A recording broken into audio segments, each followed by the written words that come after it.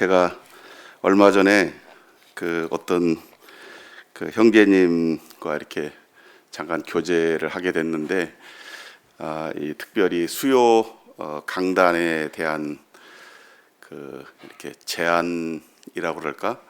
제가 권면을 이렇게 좀 받았습니다. 우리 형제 자매님들이 주중에 제일 피곤한 시간이잖아요. 수요일 저녁이. 그래서 이렇게 피곤한 몸을 이끌고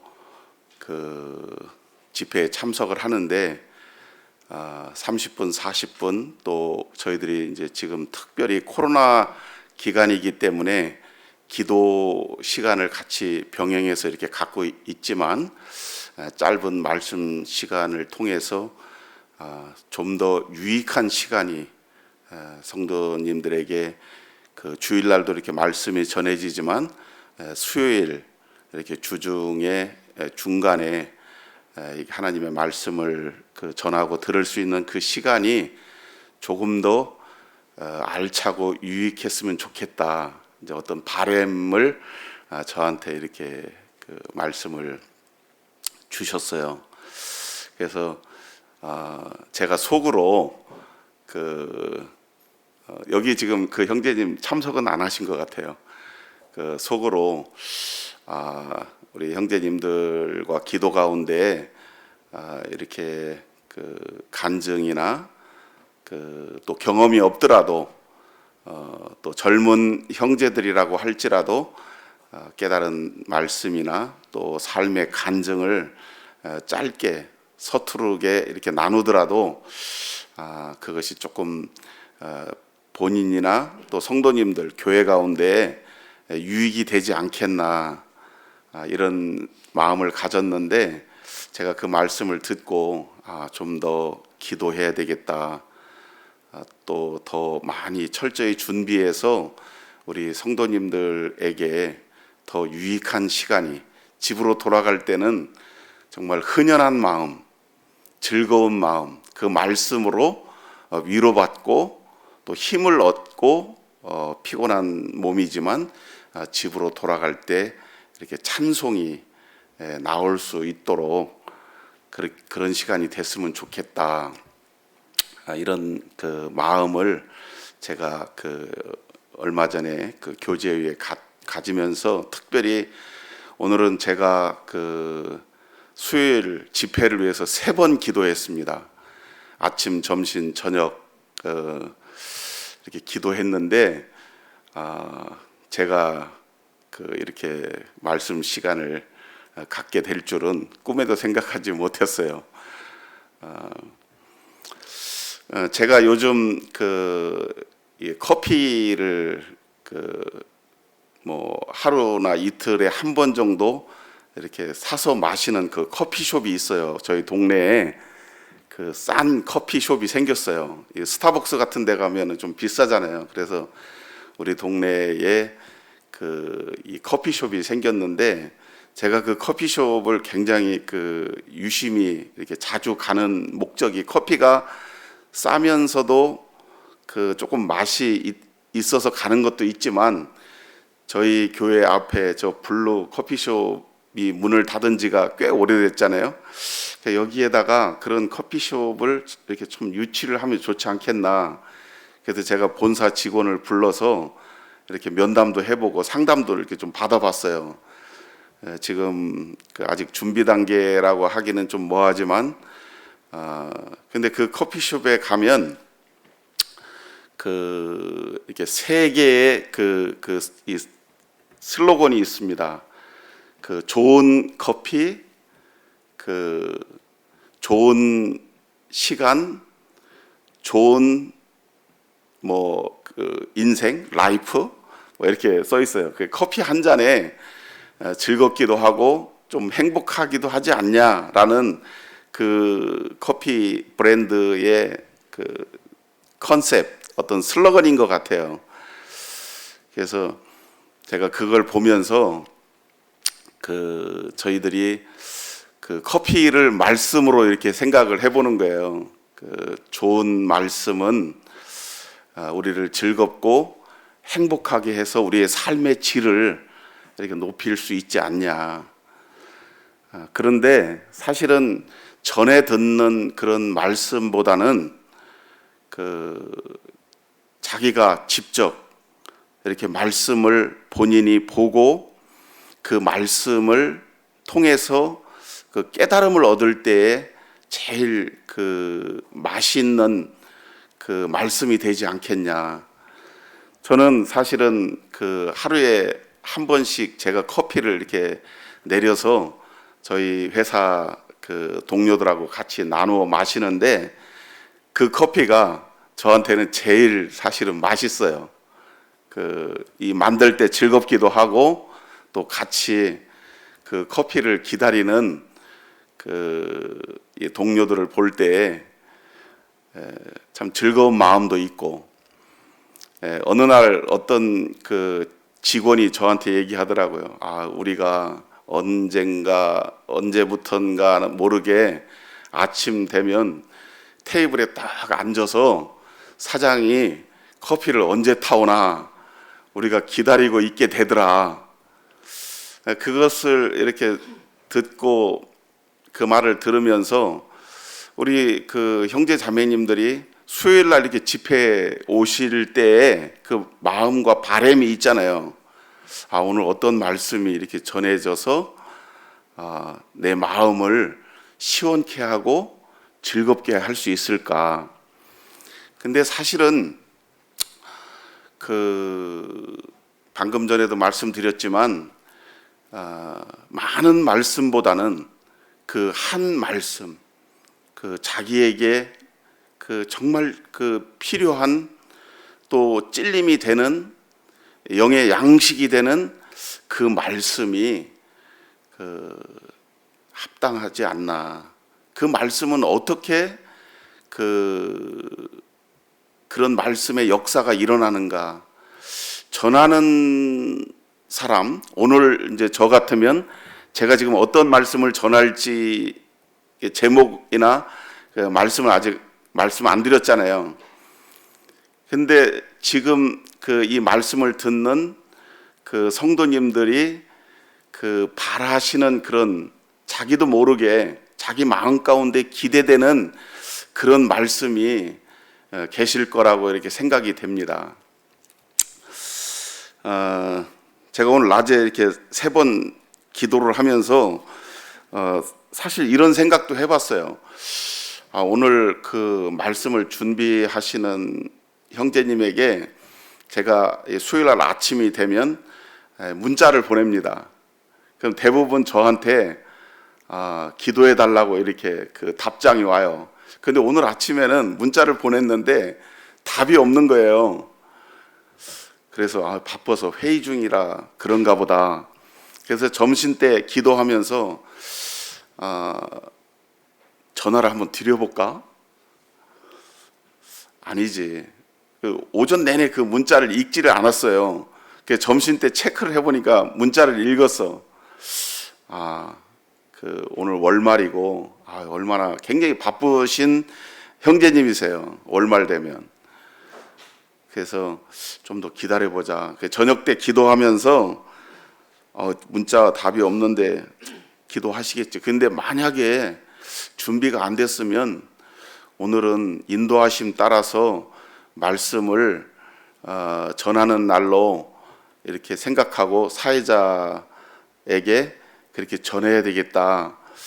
그런데 만약에 주님께서 나에게 말씀하시라고 한다면 내가 어떤 말씀을 전할까? 나에게 말씀이 준비되어 있나? 여기 물이 있습니다. 예. 생각하면서 잠깐 이렇게 생각을 해봤어요. 나에게 준비된 말씀이 무엇이 있는가? 최근에 우리가 수요일 말씀 시간과 기도 시간을 가지니까 이 기도에 대한 새삼 이렇게 제 마음 가운데 더 많고, 주님이 그 어떤 기도를 기뻐하시고 들으시겠는가. 주님은 나의 어떤 기도를 기대하시는가. 주님이 저희들에게 어떻게 기도하라, 또 기도의 모습도 많이 이렇게 보여주시고 말씀하시지 않았어요? 우리가 성경을 보면 믿음의 사람들은 어떻게 기도를 하나님 앞에 드렸는가. 이런 생각을 참 많이 하면서 허공을 치는 그런 기도가 되어서는 아니 되겠다. 물론 우리가 구하기 전에 우리의 그 빌바를 주님이 아시고, 또 우리가 빌바를 알지 못하지만 성령께서 친히 우리로 알게 하셔서 간구하시는 이런 말씀도 우리가 익히 알고 그것을 의지하고 믿고 있지만, 실질적으로 우리 교회가 합심해서 주님 앞에 기도할 때, 또 우리 각각 한 사람 한 사람이 교회를 통해서 기도를 드릴 때에 어떠한 기도가 되어져야 되겠는가. 특히 최근에 우리 개인적인 기도도 있고 우리 교회적인 그런 기도도 있지만, 이 나라와 민족과 하나님의 이 나라를 위해서 정말 기도하는 그런 교회가 우리가 되어져야 되지 않겠나. 그러니까 편협적인 그런 기도를 드리는 것이 아니라 정말 우리의 기도의 영역과 폭을 넓혀서, 어떻게 보면 자기 앞가림도 못하면서 자기 문제도 지금 다 구하지 못하면서 그런 믿음의 큰 선지자들이 구했던 그런 기도를 우리가 감히 드릴 수 있는가? 라는 생각도 가질 수 있지만, 우리가 정말 큰 뜻을 품고 기도하는 그러한 교회가 되어야 되지 않겠냐 하는 그런 생각을 해봅니다. 얼마 전에 이렇게 우연히 영상을 하나 봤는데, 돌아가신 삼성의 이건희 회장님이 이런 유언을 남겼더라고요. 무엇을 하기 전에 반드시 기도하고 시작하라. 그분이 믿음을 갖고 있는지, 기도가 무엇인지 아시는 분인지는 모르겠지만, 기도하고 시작하라. 저희들이 참 많이 드리는 말씀이잖아요. 그러면서 큰 부자가 되기 위해서는 큰 뜻을 품어야 된다. 그것을 저는 이렇게 받았어요. 정말 우리 교회가 크게 부흥하고 성장하기 위해서는 정말 큰 기도를 드려야 된다.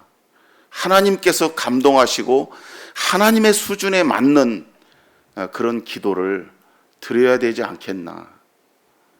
이런 마음을 갖고 제가 기도에 대해서 이렇게 생각하면서 기도에 대한 말씀을 이렇게 생각할 때, 아실 수 있겠지만 이 성경에 나오는 큰 나라와 민족과 그들의 기도 제목을 보면 정말 이렇게 기도해야 되겠구나. 큰 믿음의 선지자들의 기도가 이 9장에 많이 나옵니다. 에스라 9장, 느헤미야 9장, 다니엘 9장. 오늘은 그 중에 이 다니엘 9장을 통해서 다니엘이 어떻게 기도했는가를 잠시 한번 살펴보겠습니다. 나중에 에스라 느헤미야 9장과 이 다니엘 9장을 연결시켜서 개인적으로 이렇게 보시면 좋겠습니다. 다니엘 9장을 같이 한번 보겠습니다. 오늘 그 다니엘 9장 그 2절과 3절과 18절, 19절 이렇게 세 절을 이렇게 언더라인 밑줄을 그어 놓으시고 한번 주목해서 이 말씀을 통해서 다니엘이 드렸던 기도, 나라와 민족과 이 하나님의 나라를 위한 하나님의 백성들을 위한 기도를 어떻게 드렸는가를 잠시 한번 살펴보도록 하겠습니다. 9장 2절입니다. 곧 그 통치 원년에 나 다니엘이 책을 통해 여호와께서 말씀으로 선지자 에레미야에게 알려주신 그 연수를 깨달았나니 곧 예루살렘의 황폐함이 70년 만에 그치리라 하신 것이라. 여기에서 다니엘이 책을 통해 에레미야에게 알려주신 그 연수를 깨달았다. 책을 통해 깨달았다. 저희들이 이 예배를 드리는 시간이 가장 성령에 충만하고 하나님의 임재가 충만하신 그 시간이라고 생각하는데, 우리 형제님들 감사를 드릴 때 보면 성경 몇 장 몇 절이라고 이렇게 말씀하시고 성경을 봉독하시는 분도 계시고 그냥 말씀을 읽고 감사를 드리는 형제님들도 대부분 계십니다. 물론 성경을 낭독하지 않는 경우도 있지만 대부분 이 하나님의 말씀을 근거로 한 예배의 감사를 드리는 공통점이 하나 있는 것을 저희가 보게 됩니다. 오늘 이 다니엘은 하나님의 말씀을 읽다가 그 말씀을 깨닫고 기도하기 시작했습니다. 다니엘이 이 하나님의 말씀을 통해서 감동함을 입게 된 것이죠. 그 자리에 무릎을 꿇을 수밖에 없었습니다. 저희 집의 그 가족들이 제가 그 수요일 날 언제부턴가 저녁 식사를 하지 않아요. 오늘은 어쩔 수 없이 먹었습니다만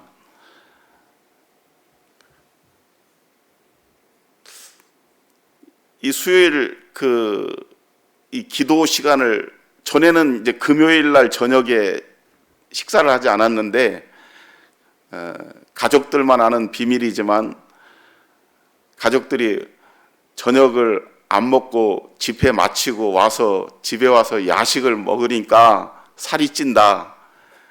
이렇게 살짝 웃기도 하는데,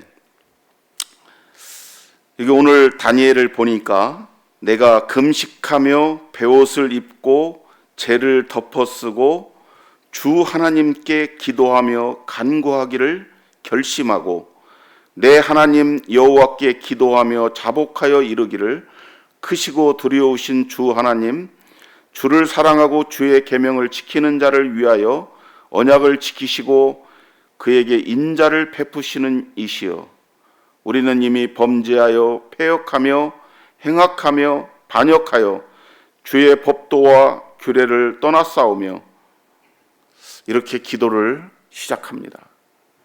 다니엘이 이 하나님의 말씀을 통해서 하나님의 섭리와 하나님의 계획과 하나님의 통치와 하나님께서 자기 민족, 이 백성들을 향해서 세우신 그 계획들을 이 말씀을 통해서 깨닫고 알게 될 때, 포로로 잡혀와서 고통받고 자기 민족의 그 비참한 그 모습을 통해서 하나님이 없는 것처럼 살았던, 포로됐던 이 다니엘이 하나님이 어떠하신 분이라는 것을 비로소 깨닫게 된 것이죠. 그래서 다니엘은 금식하며 베옷을 입고 죄를 덮어쓰고 하나님께 기도하며 간구하기를 결심했다. 참 이것이 시작인 것 같습니다. 기도하기를 결심했다.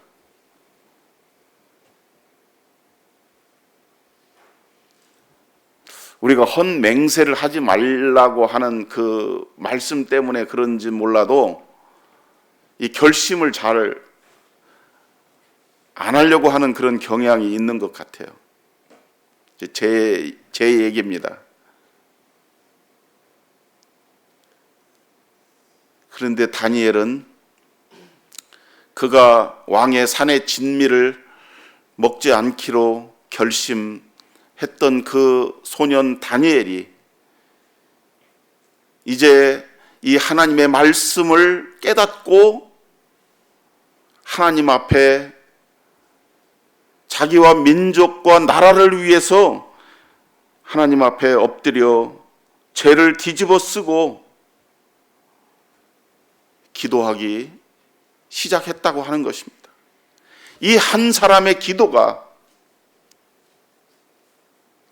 하나님의 보좌를 움직이고 하나님의 계획의 섭리를 변경시킬 수 있는 그런 능력을 가지고 있습니다.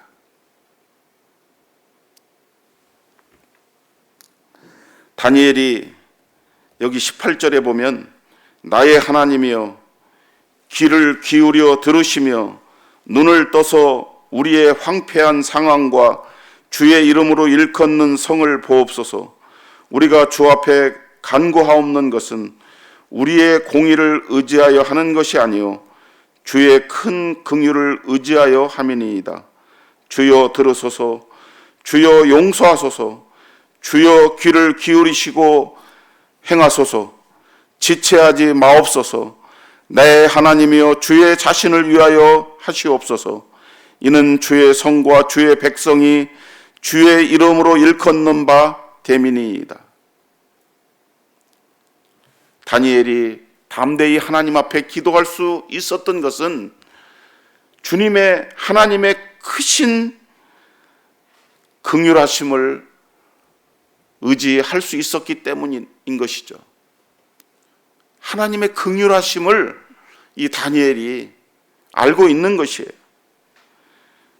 실질적으로 하나님께서 우리는 범죄하여 패역하며 행악하며 반역하여 주의 법도와 규례를 떠났다라고 자복하는, 회개하는 이 다니엘의 회개가 사실인 것이죠. 제가 젊었을 때 어느 강사 형제님, 수십 년 목회하신 그 형제님 오셔서 이 간증하고 자백하기를 우리는 육신적이고 정욕적이고 세상적이다.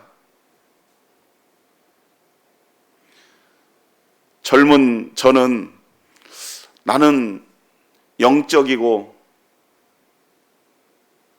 나는 주님 중심적으로 살고 있고,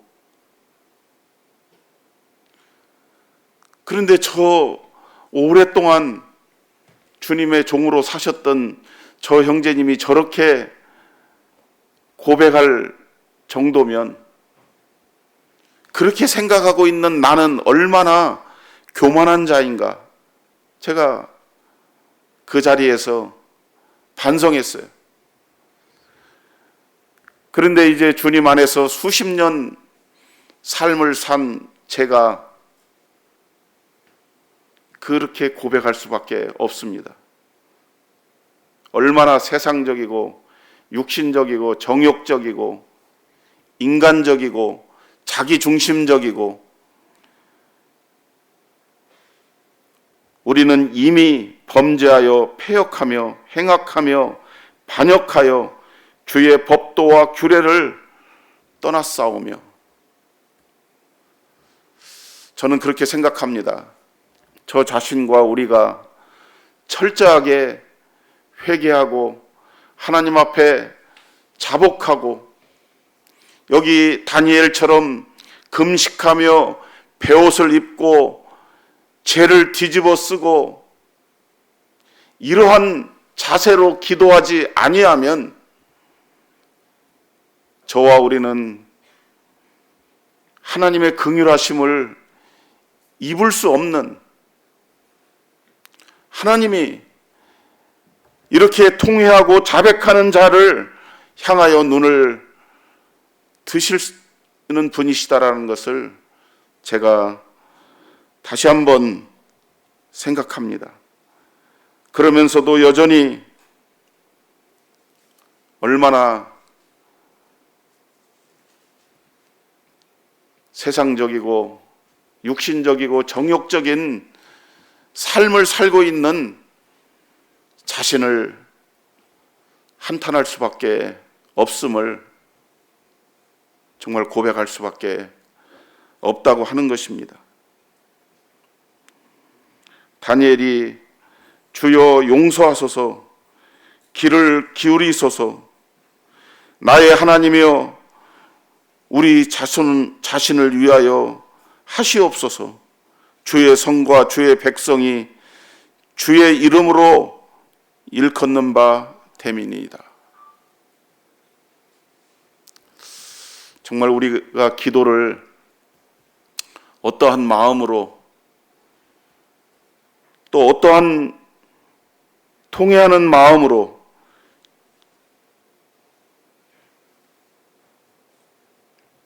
제가 아침에 일찍 회사에 가면 개 3마리가 막 짖어요. 제가 오면 먹이를 주니까. 그리고 1m씩 이렇게 점프를 해요. 제가 그걸 보면서 뭘 느끼겠습니까? 주인이 주는 그 yar랑한 간식 몇 조가리를 받기 위해서 저렇게 펄쩍펄쩍 뛰고 좋아하고 짖고 난리를 치는데,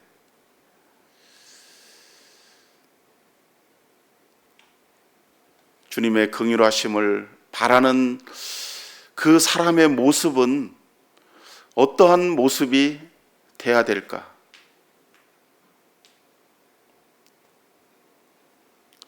제가 너무나 교만한 마음으로 하나님 앞에 기도하고 있지는 않는가? 기도조차도 하지 않는 자가 아닌가? 무엇을 위해서 기도하는가? 당장에 급한 발등에 떨어진 불을 위해서, 나의 필요를 위해서, 내 가정의 아픔과 고통 해결해 달라고 우리만을 위한 기도만 하고 있는 자가 아닌가? 그것조차도 하지 않고 다른 사람의 힘을 빌려서 그것조차도 자신은 하지 않고, 우리가 기도 제목 낼 때 자기 자신이 먼저 그 기도에 대해서 하나님 앞에 철저하게 기도하는가 생각하면서 기도 제목 내야 될 것 같아요. 저희 어머니에 대한 이렇게 기도 제목이 올라와 있습니다.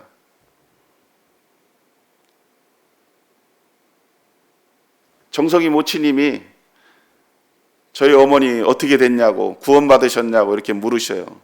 제가 부끄럽죠. 내가 날마다 어쩌면 우리 형제 자매님들을 위해서 기도하는 것보다 우리 어머니를 위해서 기도하는 횟수가 더 작을 것 같아요.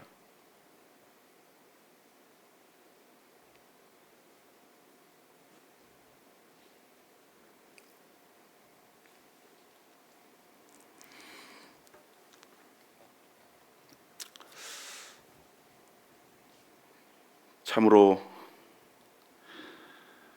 이 하나님의 말씀을 통해서 깨달음을 얻은 다니엘이 정말 깨달은 자의 모습이 이와 같은 모습이 되었고, 하나님 앞에 기도할 수밖에 없는 그의 기도는 정말 주인의 상에서 떨어지는 그 한 조각 양식을 바라는 종과 같이 하나님의 크신 긍휼하심을 바라고, 우리가 하나님 앞에 기도하면 하나님이 들으시고 응답해 주시잖아요. 그런데 믿음이 없어서 그 기도의 응답을 받지 못하고, 의심하며 구하는 자는 바람에 밀려 떠내려가는 배와 같다. 두 마음을 품은 그 기도, 우리가 육신으로 쓰려고 잘못 구하는 정욕적인 기도,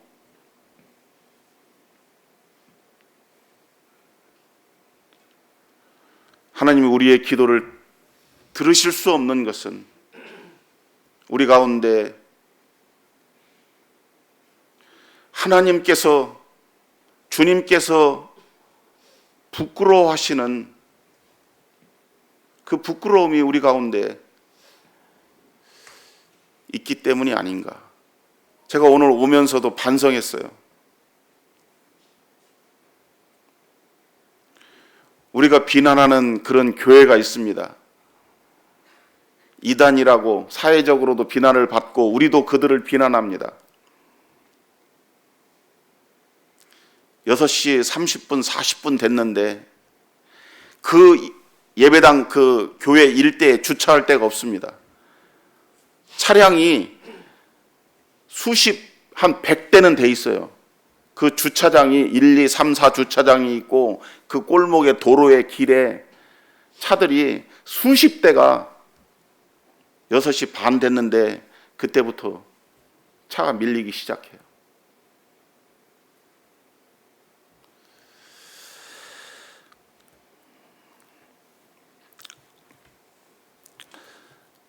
참으로 저부터 아무 할 말이 없습니다. 이 다니엘 9장을 통해서 제가 너무 부끄러운 자인 것을 깨달았다라고 하는, 생각했다고 하는 이런 말씀을 드리면서 말씀을 줄이겠습니다.